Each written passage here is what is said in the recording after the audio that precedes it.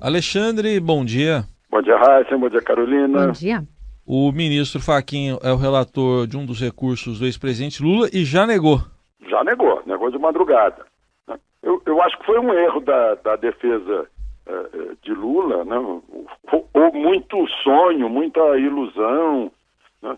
Achar que a assinatura de dois sujeitos técnicos, administrativos, de um comitê técnico-administrativo de 18 pessoas na área de direitos humanos, que não tem poder de decisão, que não são exatamente representantes de países, mas fazem parte de um órgão assessor da ONU, que seria possível anular ou sobrestar, né, a aplicação da pena de segunda instância do Tribunal Regional Federal de Porto Alegre em relação ao triplex de Guarujá. Eu acho que foi uma maluquice. Claro que Fachin não teve saída senão dizer, olha, essa gente não tem poderes sobre a justiça brasileira. Fachin deve ter lido finalmente o primeiro artigo da Constituição, no primeiro inciso, que diz que uma das características do nosso país é a soberania. Soberania. Né? Então foi. Agora, ficou todo mundo preocupado, porque o Fachin tinha sido o único voto, lá naquele 6-1, no Tribunal Superior Eleitoral, a achar que Lula podia ser candidato, embora não pudesse ser eleito. Né? Esse atentado à lógica. Pode ser candidato, mas não pode ser eleito. Porque tem a lei da ficha limpa. Então ele entendeu isso e citou essas duas assinaturas que o ex-chanceler, que está em todos os palanques de Lula, antes de Lula ser preso, né, Celso Amorim, conseguiu lá. Então, claro, Fachin negou, só não tem poderes sobre um tribunal brasileiro. Né? Assim como não tem poder sobre o 6-1 do Tribunal Superior Eleitoral. Isso é uma coisa muito óbvia, embora ele tenha feito aquele voto estranho lá.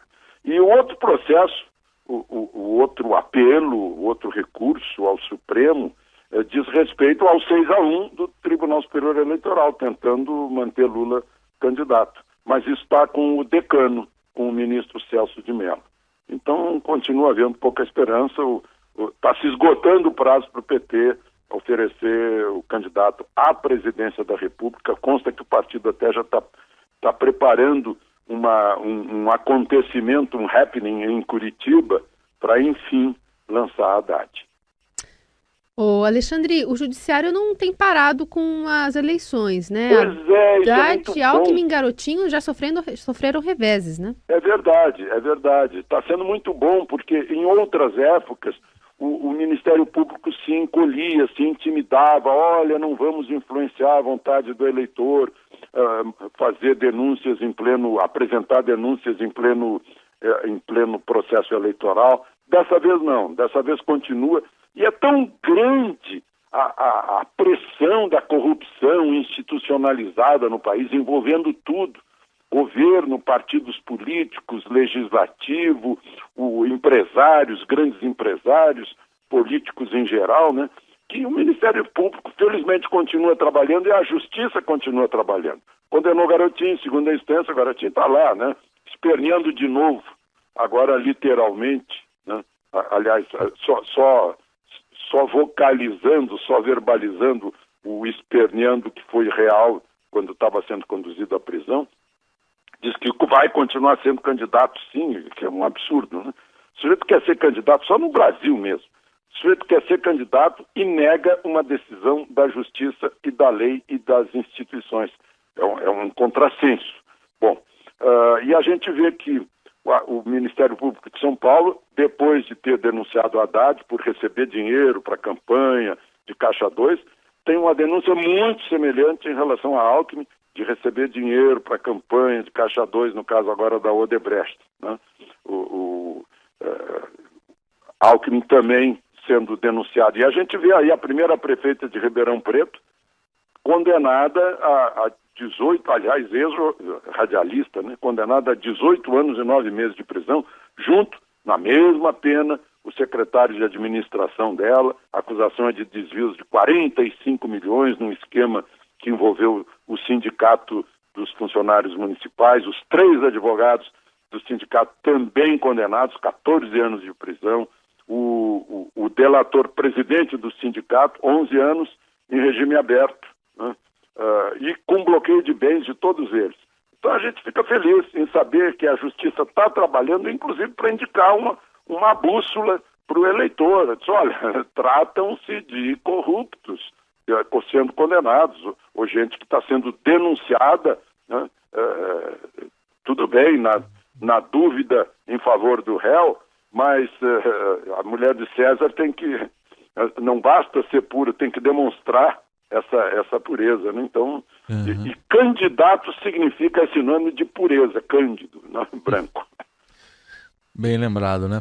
E Alexandre, ainda na história da trágica ocorrência lá, o incêndio no Museu Nacional, agora o Tribunal de Contas da União entra no caso. Eu acho que é uma boa iniciativa do Tribunal de Contas para mostrar que dinheiro se destinou, ou melhor, que dinheiro a Universidade Federal do Rio de Janeiro, a administradora do museu, que recursos destinou para manutenção, para prevenção, para segurança, para cuidar do museu, né?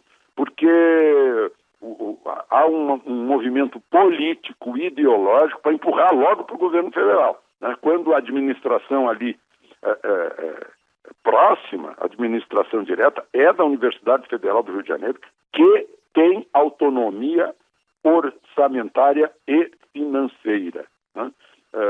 Está na hora de investigar. Esse reitor eu acho muito estranho. Ontem eu vi um discurso dele pregando dar um tiro na pelotão de fuzilamento contra a direita, fazendo discurso também a favor do MST. Assim, me parece um radicalismo muito, muito sangrento até, né? E aí deu esse fogo e está na hora de investigar mesmo a participação da universidade, até para alertar as outras universidades dos cuidados que precisam ter com sua autonomia orçamentária e financeira, até para estimulá-las a buscar recursos, né?